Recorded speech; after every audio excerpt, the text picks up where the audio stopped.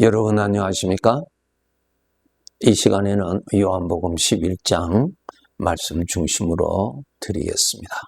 나사로가 병들어서 이제 사경을 헤매고 있을 때 누이들이 사람을 예수님께 보내서 속히 내려오셔서 살려달라고 부탁을 하지요.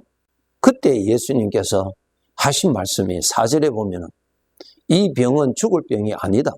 하나님의 영광을 위함이다 그랬어요. 하나님의 영광을 위함이다. 즉 하나님의 뜻을 이루시는 사건이라는 것입니다. 하나님의 뜻입니다. 그런데 너희들이 원하는 뜻은 무엇입니까? 나사로를 살려주시는 것이 저들이 원하는 뜻이었습니다. 그런데 주님은 하나님의 영광을 위함이다. 완전히 차원이 다르죠.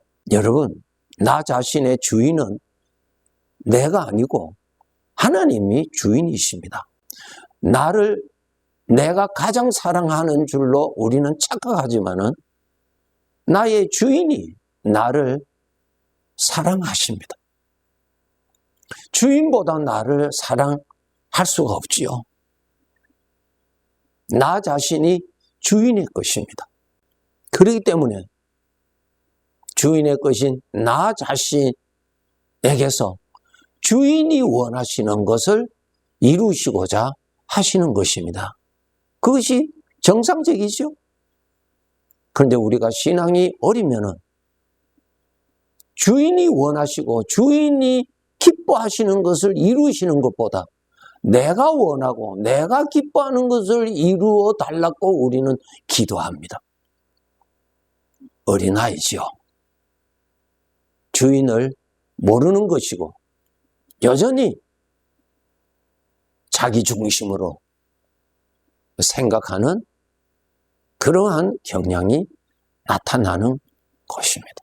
이제 예수님께서 나사로의 무덤 앞에 가서 이 돌을 옮기라고 누이들에게 말씀하셨죠. 저들이 주님 죽은 지가 나흘이 되어서 냄새 납니다. 그랬을 때 주님께서 하신 말씀 잘 아시죠? 내가 믿으면 하나님의 영광을 보리라. 하나님의 영광을 본다고 그랬지 내가 믿으면 내가 원하는 소원을 이루어 주리라. 아니에요. 성경을 바르게 성경대로 읽어야 됩니다. 내가 믿으면 너가 원하는 대로 응답을 받으리라. 아닙니다. 주인이 원하시는 응답이 나타난다는 것입니다. 우리의 삶의 초점이 무엇입니까? 주인을 섬기는 것입니다. 내 삶을 평가하실 분이 주인이십니다. 주인이 기뻐하시는 대로 사는 것이 곧 나의 영원한 영광이 되는 것입니다. 그러면은 이 본문에서 하나님의 영광이 무엇입니까? 예수님께서 그 무덤 앞에서 기도하시죠. 42절에 보시면 이 말씀을 하옵는 것은 둘러선 무리를 위함이니 곧 아버지께서 나를 보내신 것을 그들로 믿게 하려 함이라. 나사로가 살아나는 그 자체가 지금 하나님의 관심거리가 아니고 나사로의 일을 통하여서 하나님이 하시는 일을 통하여서 무리들이 하나님을 믿게 하는데 하나님의 뜻이 계신 것입니다.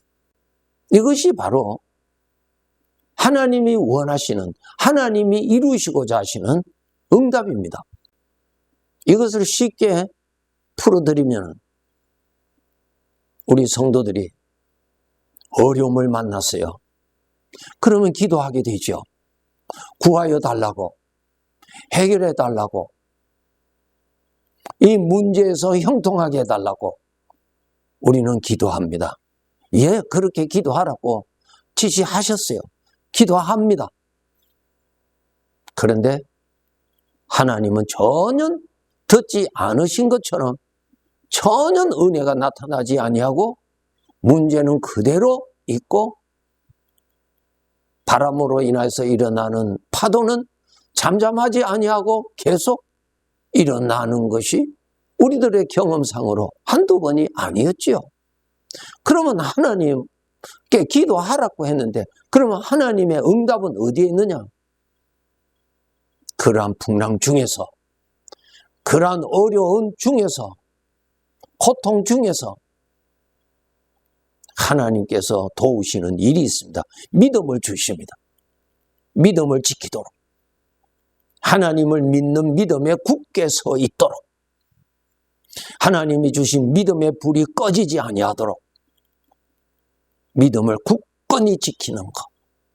문제로 인하여서 일어나는 육신의 생각에 사로잡혀서 사망의 것이 나타나고 하나님을 원망하고 불평하는 자가 아니라 여전히 문제 속에서, 풍랑 속에서 전능하신 하나님이심을 고백하고 여전히 이 불꽃과 같은 고난 중에서도 하나님이 동행하고 계시고 함께 하시고 보호하고 계시는 하나님을 하나님으로 높이는 믿음을 하나님 앞에 바쳐드리는 그 삶, 그것을 통해서 하나님의 영광이 나타나게 되는 것이고, 이렇게 살아가는 내 모습을 내 주변 사람들이 보고 하나님의 은혜를 받고 저들에게 믿음의 격려가 되고 믿음의 위로가 되고 믿음의 본이 되어서 저들도 어려운 중에서도 하나님을 섬길 수 있는 사람을 만들어주시는 하나님의 은혜가 나타나는 그러한 삶이 하나님이 나타내시고자 하시는 응답입니다. 그러한 삶은 나에게 영원히 남는 영광이 됩니다. 내가 죽을 병에서 하나님께 기도해서 하나님이 살려주셨다 합시다. 그래서 그 일로 인해서 너무 감사하고 하나님께 영광도 돌리죠. 내 주변 사람들도 영광을 돌리죠. 그것하고 고난 중에서 욥처럼 그 많은 재산을 다 빼앗기고 사랑하는 자식들까지도 다 잃는 처참한 어려운 중에 빠졌을 때도 욥은 전능하신 자기의 주인 앞에서 무릎을 꿇고 하나님을 하나님으로 높이고 입으로 말하는 것으로 하나님을 원망하지 아니하고 어리석은 육신에 빠지지 아니하고 믿음을 굳게 지킨 그 욥의 그 모습은 대대로 영원히 욥에게 영광이 되는 것입니다.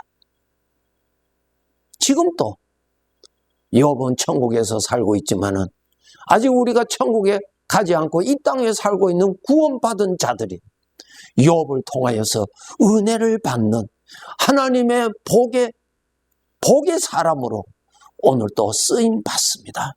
하나님의 응답이 내가 원하는 응답과는 바꿀 수 없는 너무너무 귀한 응답인 것을 우리는 깨달아야 합니다. 하나님의 응답은 욥이 그런 상황에서도 하나님 앞에 있게 하고 그런 상황에서도 하나님을 높이는 자로 섬길 수 있는 자로 그 자리에 두시고 하나님께 영광을 돌리도록 하나님께서 그렇게 만들어주시는 것이 하나님의 응답이었습니다. 그 응답으로 인하여서 욥이 지금까지도 영광을 받고 있습니다. 천국에서 그 영광은 영원히 빛날 것으로 하나님이 욥에게 주셨던 것입니다. 그 많은 재산과 바꿀 수 없는 영원한 가치 있는 믿음의 삶을 그에게 주시고자 원하신 것이 하나님의 응답입니다. 우리 성도들, 이 응답을 우리는 깨닫고 우리 아버지가 우리들에게 주시고자 하는 풀의 꽃과 같은 그러한 응답이 아니고 시들어지지 아니하는 그 영광이 사라지지도 아니하는 그러한 응답을 아버지께서 나에게 주시고자 원하십니다. 우리는 그것을 사모해야 되겠죠. 사모해야 되겠죠. 고린도후서 11장 23절에서 26절에 보면은 사도 바울이 주님의 보내심을 받아서 주님을 모시고 이곳저곳 다니면서 복음을 전하였습니다. 주님께서 그를 세우셨고 주님이 그를 보내셨고 주님이 함께 하시고 주님께서 그를 통하여서 많은 기적도 행하시는, 그런데 그러한 곳에 사용받았던 사도 바울에게 말로 다 할 수 없는 현실의 어려움을 가득하게 있었던 것을 알 수 있습니다. 고린도후서 11장 23절 26절에 보면은 내가 수고를 넘치도록 하였다. 옥에 갇히기도 더 많이 하고 매도 수없이 맞고 여러 번 죽을 뻔하였다. 유대인들에게 40에서 하나 감한매를 5번 맞았고 3번 태장으로 맞고 1번 돌로 맞고 3번 파선하고 일주일을 깊은 바다에 지냈다. 여러 번 여행하면서 강의 위험과 강도의 위험과 동족의 위험과 이방인의 위험과 시내의 위험과 광야의 위험과 바다의 위험과 거짓 형제 중에 위험을 당하고 살았다 그랬어요. 하나님의 응답이 무엇이었습니까? 사도 바울에게 주시기를 원하셨던 그 주인의 응답이 무엇이었습니까? 그러한 말로 다 할 수 없는 고난 중에서도 끊임없이 일어나는 그 힘든 상황에서도 주님을 섬기는 믿음을 지키게 해주셨고 사명에 충실하도록 해주셨고 수없이 쓰러지지만은 또 일으켜주셔서 주님께 끝까지 충성하도록 그렇게 주신 것이 사도 바울에게 주시고자 하시는 영원한 응답이죠. 수고를 많이 했어요. 예? 그 수고하는 가운데서 믿음을 저버리지 아니했습니다. 그 수고로 인하여서 떠나지 아니하였어요. 약하여지지 아니하였어요. 굳게 서서 주님께 충성하였고 그가 이 세상을 떠날 때쯤 돼서 그가 고백하였죠. 이제후로는 나를 위하여 의의 면류관이 예비되어 있을 것이라고 그가 외쳤습니다. 주님이 주시고자 하시는 응답이었어요. 자기 몸에 예수의 흔적이 가득하다 했어요. 상처투성이었어요. 그런 가운데서 그는 불평하지 아니하였어요. 낙심하지 아니하였어요. 여전히 주님께 충성한 믿음의 삶을 드렸던 것입니다. 내가 원하는 응답을 바라보시는 대신에 나의 주인이 나에게 주시고자 하시는 그 응답이 이루어지는데 초점을 두고 섬기면서 살아가야 할 것입니다. 그렇기 때문에 우리가 이 나그네 길 마감하는 그날까지 꼭 하나님 앞에 구하여야 할 가운데 하나가 주여 믿음을 더하여 주옵소서. 하나님을 하나님으로 꼭 고백하고 높이고 하나님 앞에서 사는 거룩한 영광스러운 그 자리를 굳건히 지켜나가는 그러한 삶이 되도록 노력합시다. 네, 감사합니다.